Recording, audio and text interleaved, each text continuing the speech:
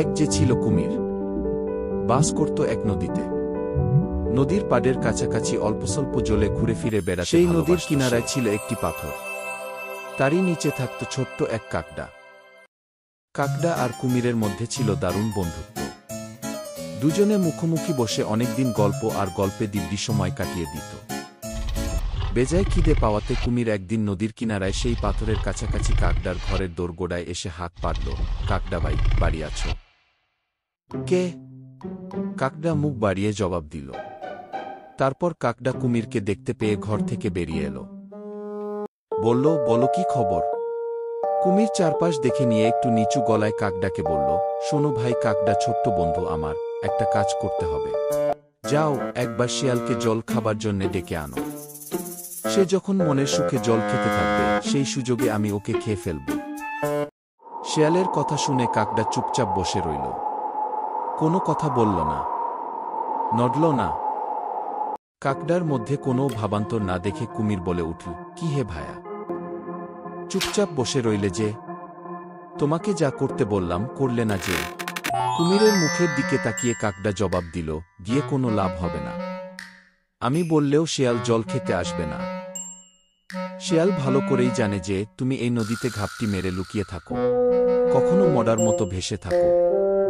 সুতরাং শিয়াল আমার কথায় মোটেও বিশ্বাস করবে না। সে বড় বেশি চালাক। নদীর ধারে সবুজ গাছপালার ভেতরে ছিল একটা সুন্দর ফুলের গাছ। সবসময় ফুলে ফুলে রঙিন হয়ে থাকত গাছটা। গাছের চারপাশও ঝরে পড়া ফুলে ভর্তি হয়ে থাকত। সবসময় মনে হতো যেন ফুলের বিছানা কেউ সাজিয়ে রেখেছে।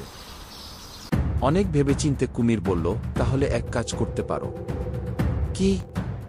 কাকটা জিজ্ঞাসা করল। কুমির বলল, শোনো, আমি নদীর পাড়ে এসে মরার ভান করে শুয়ে থাকব। তুমি ওই ফুল এনে আমার সারা শরীর ঢেকে ফেলবে। কেউ মরে গেলে যেমন করে ফুল দেওয়া হয়ে থাকে আর কি। আমার এমন দশা দেখতে পেলে শিয়াল পরম নিশ্চিন্তে ঠিকই জল খেতে আসবে। যেমন কথা তেমন কাজ। পরিকল্পনাটা কাকডারও মনে ধরল। নদীর পাড়ের ফুলগাছটার কাছাকাছি কুমির মরার মতো পড়ে রইল। একটা একটা করে ফুল এনে কাকডা ও ঢেকে ফেলল কুমিরের প্রায় সারা শরীর। তারপর সে চলল শিয়ালের সন্ধানে। শিয়ালের সঙ্গে দেখা হতেই কাকডা বলল, কি শিয়াল দাদা, নদীতে জল খেতে যাবে না? অনেকদিন তো তুমি জলটল খেতে যাচ্ছ না। নদীর জলটা কিন্তু আজকাল আরো বেশি পরিষ্কার। যাব কি করে? শয়তান কুমিরটা তো ঘাপটি নেড়ে পড়ে থাকে। শিয়াল উত্তর দেয়, পিপাসা থাকলেও জল খাবার উপায় কোথায়? আর ভাবনা নেই, এবার নিশ্চিন্তে যেতে পারবে। কেন? শিয়াল জানতে চেষ্টা করে।